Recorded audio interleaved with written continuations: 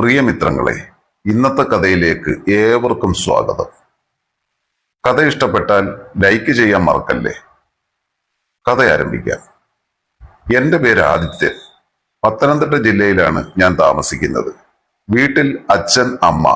ഞാൻ ഏക മകനാണ്. ഞാൻ പത്തനംതിട്ടയിലുള്ള ഒരു കോളേജിൽ ഡിഗ്രി ഫൈനൽ ഇയറിന് പഠിക്കുന്നു. ഞാൻ കോളേജിലെ NSS ലീഡറായിരുന്നു. NSSന്റെ ഒരു ക്യാമ്പ് നടക്കുകയാണ്. പത്തനംതിട്ടയിൽ തന്നെയുള്ള ഒരു സ്കൂളിൽ വെച്ചാണ് ക്യാമ്പ് നടക്കുന്നത്. ക്യാമ്പിലെ എല്ലാവരും തന്നെ നല്ല സുഹൃത്തുക്കളായിരുന്നു. ക്യാമ്പ് ആരംഭിച്ച് 5-ാമത്തെ ദിവസമാണ് അങ്ങനെ ഒരു സംഭവം നടക്കുന്നത്. ഞങ്ങളുടെ യൂണിറ്റിൽ ആൺകുട്ടികളുടെ ലീഡർ ഞാനായിരുന്നു. പെൺകുട്ടികളുടെ ലീഡർ സൗമ്യ എന്ന ഒരു പെൺകുട്ടിയും. എൻ്റെ വീടിന് കുറച്ച് അകലെയാണ് സൗമ്യ താമസിക്കുന്നത്. അന്ന് ഞങ്ങളുടെ ഗ്രൂപ്പിന് കിച്ചൺ ഡ്യൂട്ടി ആയിരുന്നു. 5 പേരടങ്ങുന്ന 10 ഗ്രൂപ്പുകളായിരുന്നു ക്യാമ്പിൽ. അന്ന് കിച്ചൺ ടീമിന്റെ മേൽനോട്ടം വഹിക്കുന്നത് ജയശ്രീ ടീച്ചറായിരുന്നു. ജയശ്രീ ടീച്ചറെ കുറിച്ച് പറഞ്ഞാൽ ഒരു അടാർ സാധനം തന്നെയാണ്. ആരും ഒന്ന് നോക്കി നിന്ന് പോകുന്ന ആകാരപടിവുള്ള ശരീരമാണ് ടീച്ചർക്ക്. കോളേജിൽ ക്ലാസ് എടുക്കുമ്പോൾ തന്നെ ടീച്ചറിനെ നോക്കി വെള്ളമിറക്കലും സാരിത്തുമ്പ് മാറുമ്പോൾ അങ്ങോട്ട് നോക്കിയിരിക്കലും ഒക്കെ എല്ലാവരും പതിവാണ്.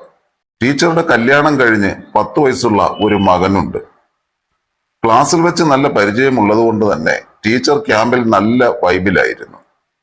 ടീച്ചർ എന്നതിന് പകരം ഒരു സുഹൃത്തു പോലെയായിരുന്നു ടീച്ചർ പെരുമാറിയത്.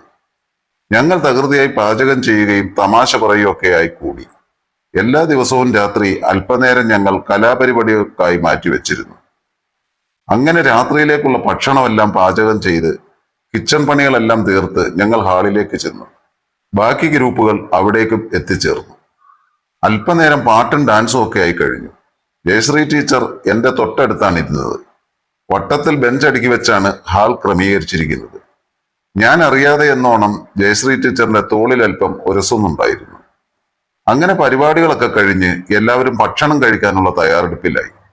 ഞങ്ങൾ കിച്ചൺ ഗ്രൂപ്പ് നേരെ കിച്ചണിലേക്ക് പോയി. എല്ലാവരും പാത്രം എടുത്തു വെച്ചു. ഞങ്ങൾ 5 പേരും ജയശ്രീ ടീച്ചറും വരിയായി വന്ന എല്ലാവർക്കും ഭക്ഷണം വിളമ്പി കൊടുത്തു. എല്ലാവരുടെയും ഭക്ഷണത്തിന് ശേഷമാണ് ഞങ്ങൾ ഭക്ഷണം കഴിക്കാൻ തുടങ്ങിയത്. ജയശ്രീ ടീച്ചറും ഞങ്ങൾ 5 പേരും കിച്ചണിൽ ഇരുന്ന് തന്നെ ഭക്ഷണം കഴിച്ചു. സമയം ഒരു 10-10:30 ആവുന്നു. പാത്രം എല്ലാം ക്ലീനാക്കി വെച്ച് ഞങ്ങൾ കിച്ചൺ അടയ്ക്കാൻ തീരുമാനിച്ചു. എല്ലാം കഴിഞ്ഞില്ലേ? ജയശ്രീ ടീച്ചർ ചോദിച്ചു. കഴിഞ്ഞു മിസ്, കിച്ചൺ അടയ്ക്കാം, ഞാൻ പറഞ്ഞു. നമുക്കൊന്നുകൂടെ ഒന്ന് നോക്കാം, എന്തെങ്കിലും മറന്നു പോയിട്ടുണ്ടെങ്കിലോ, ജയശ്രീ ടീച്ചർ പറഞ്ഞു. ഗ്രൂപ്പിലെ എല്ലാവരും അപ്പോഴേക്കും തിരികെ പോയിരുന്നു. ഞാനും ജയശ്രീ ടീച്ചർ മാത്രമായി കിച്ചണിൽ. ആദിത്യ, നാളെ കടലക്കറിക്ക് കടല വെള്ളത്തിലിട്ട് വെച്ചോ? ടീച്ചർ ചോദിച്ചു. സൗമ്യ വെക്കുമെന്ന് പറഞ്ഞു ടീച്ചർ. ടേബിളിൽ ഇരിപ്പില്ലേ? ഇല്ലല്ലോ, ഇനി വെക്കാൻ മറന്നുപോയി കാണുമോ? ടീച്ചർ ചോദിച്ചു. ഞങ്ങൾ 2 പേരും കിച്ചൺ മുഴുവൻ നോക്കാൻ തുടങ്ങി. ഇല്ല ടീച്ചറെ, വെച്ചതായി കാണുന്നില്ല ഇവിടെങ്ങും. ഇപ്പൊ ടീച്ചർ ചോദിച്ചത് എന്തായാലും നന്നായി. അതാ ഞാൻ ഒന്നുകൂടെ നോക്കാമെന്ന് പറഞ്ഞത്. എന്താ മറന്നു പോകുന്നത് എന്ന് പറയാൻ പറ്റില്ലല്ലോ. കടല എവിടെയാ ഉള്ളത്? ഇനി എടുക്ക്. ആ ടിന്നിലാണോ? ആ സൈഡിൽ ഒരു പ്ലാസ്റ്റിക് പാട്ടയിൽ കണ്ടിരുന്നു ടീച്ചറെ. ഞാൻ എടുക്കാം. ഞാൻ കടല എടുക്കാൻ പോയി. അതേസമയം ടീച്ചർ ഒരു പാത്രത്തിൽ വെള്ളം നിറച്ച് എന്റെ നേരെ നടന്നു വന്നു. പെട്ടെന്ന് ടീച്ചർക്ക് കാല് വഴുതി വീഴാനായിട്ട് പോയി. ഞാൻ ഉടനെ കടല പാചകത്തട്ടിലേക്ക് എറിഞ്ഞിട്ട് ടീച്ചറെ താങ്ങാൻ ശ്രമിച്ചു. എന്റെ ഒരു കൈ ടീച്ചറിന്റെ കക്ഷത്തിലും രണ്ടാമത്തേത് കക്ഷത്തിൽ നിന്ന് കുറച്ചു മാറി ടീച്ചറിന്റെ സൈഡിലുമായിരുന്നു പിടിവീണത്. ടീച്ചറിന്റെ കയ്യിലെ പാത്രത്തിൽ നിന്നും വെള്ളം തെറിച്ച് എന്റെ മേൽ മുഴുവൻ നനഞ്ഞു. ടീച്ചറുടെ സാരിയും നനഞ്ഞിരുന്നു. ടീച്ചർ നേരെ നിൽക്കാൻ ശ്രമിച്ചപ്പോൾ നിലത്ത് വെള്ളം ചവിട്ടി വീണ്ടും തെന്നി ഞങ്ങൾ 2 പേരും കൂടി മറിഞ്ഞു വീണു. ഞാൻ ടീച്ചറിന്റെ മുകളിലേക്കാണ് വീണത്. എന്റെ കാൽമുട്ട് അടിച്ചു പോയിരുന്നു. പാത്രത്തിൽ ബാക്കിയുണ്ടായിരുന്ന മുഴുവൻ വെള്ളവും ടീച്ചറിന്റെ മേലേക്ക് മറിഞ്ഞു വീണു. ഞാൻ പതിയെ എണീറ്റ് നോക്കുമ്പോൾ ടീച്ചറുടെ സാരിയും ബ്ലൗസും എല്ലാം നനഞ്ഞ് ഒട്ടിക്കിടക്കുന്നതായിട്ട് കണ്ടു. ബ്ലൗസിന്റെ ഫ്രണ്ട് വശം മുഴുവൻ നനഞ്ഞിരിക്കുന്നതായി കണ്ടു. ഞാൻ അങ്ങോട്ട് നോക്കുന്നത് ടീച്ചർ കണ്ടു. ഞാൻ പെട്ടെന്ന് തന്നെ നോട്ടം മാറ്റി ടീച്ചറെ കൈപിടിച്ച് എഴുന്നേൽപ്പിക്കാൻ നോക്കി. 2 പേരും നിലത്തിരുന്നു. എന്റെ നോട്ടം വീണ്ടും വീണ്ടും ടീച്ചറുടെ മുന്നിൽ തട്ടി നിന്നു. എന്താടാ നോക്കുന്നത്? ടീച്ചർ ചോദിച്ചു. ഞാനൊന്ന് പരുങ്ങിക്കൊണ്ട് പറഞ്ഞു, ഏയ് ഒന്നുമില്ല ടീച്ചർ. എന്തെങ്കിലും പറ്റിയോ ടീച്ചറിന്? ഇല്ലടാ, എനിക്ക് കുഴപ്പമൊന്നും പറ്റിയില്ല. നിനക്കെന്തെങ്കിലും പറ്റിയോ? ടീച്ചർ പറഞ്ഞു. എന്റെ കാൽമുട്ട് ഒന്ന് ഉളുക്കിയെന്ന് തോന്നുന്നു. നല്ല വേദനയുണ്ട്, വേറെ കുഴപ്പമൊന്നുമില്ല. അയ്യോ, ഉറപ്പാണോ? നീ കാല് നേരെ വെച്ചേ. ഞാൻ ടീച്ചറിന്റെ നേരെ കാല് നീട്ടി വെച്ചു. ടീച്ചർ എന്റെ കാലെടുത്ത് ടീച്ചറിന്റെ മടിയിലേക്ക് വെച്ച് പ്രതിയെ തടവി തന്നു. അയ്യോ ടീച്ചറെ, അതൊന്നും വേണ്ട, വലിയ പ്രശ്നമൊന്നുമില്ല. ആ വീണതിന്റെ ഒരു ചെറിയ വേദന, അത്രേ ഉള്ളൂ. ആ അത് തന്നെയാ തടവി തരുന്നത്. നാളെ പിന്നെ വേദന കൂടും. ഞാൻ ഇട്ടിരുന്ന പാന്റ് മുട്ടിന് മുകളിൽ വരെ പൊക്കി വെച്ച് എന്റെ മുട്ടിൽ നല്ലപോലെ തടവി തന്നു. അതേസമയം വീണ്ടും വീണ്ടും എന്റെ കണ്ണുകൾ ടീച്ചറിന്റെ മുൻഭാഗത്ത് തന്നെ ഉടക്കുന്നുണ്ടായിരുന്നു. ടീച്ചർ വീണ്ടും അത് ശ്രദ്ധിച്ചു. എന്താടാ നീ ഇങ്ങനെ നോക്കുന്നത്? ടീച്ചർ ചോദിച്ചു. ഞാൻ പെട്ടെന്ന് ടീച്ചറിന്റെ മുഖത്തേക്ക് നോക്കിക്കൊണ്ട്, ഓ ഒന്നുമില്ല ടീച്ചറെ. ഒന്നുമില്ലേ? എനിക്ക് കാണാമല്ലോ നീ നോക്കിക്കൊണ്ട് നിൽക്കുന്നത്. ഞാൻ എന്തുവാ മണ്ടിയാണോ? ടീച്ചർ ഒരു പുഞ്ചിരിയോടെയാണ് അത് പറഞ്ഞത്. ടീച്ചർ ആകെ നനഞ്ഞിരിക്കുന്നു, ഞാൻ പറഞ്ഞു. അപ്പോൾ നനഞ്ഞത് കൊണ്ട് മാത്രമാണോ എന്റെ മോൻ നോക്കുന്നത്? അപ്പോൾ ക്ലാസ്സിലിരുന്ന് കുത്തി വലിക്കുന്നതോ?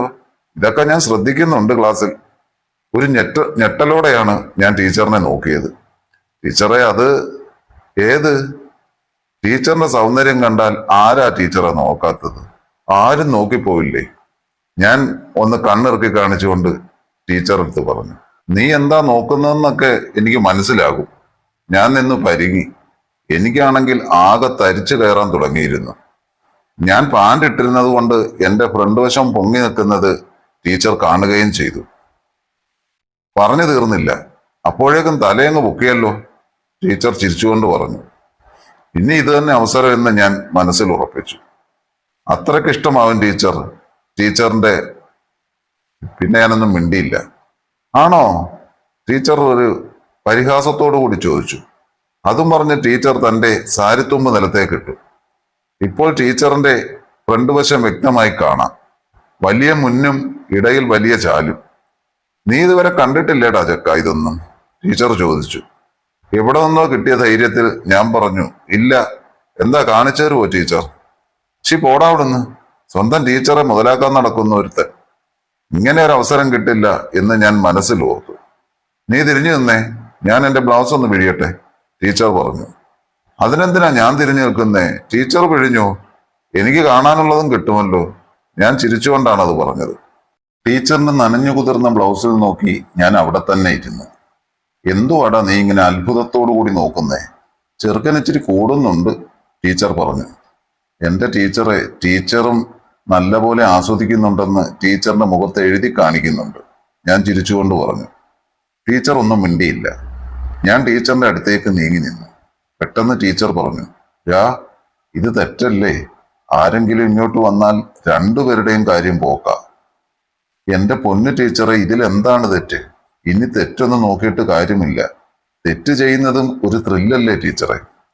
എന്റെ ഭർത്താവല്ലാതെ വേറെ ആരും ഇതുവരെ എന്നെ തൊട്ടിട്ടില്ല, നിനക്കറിയാമോ?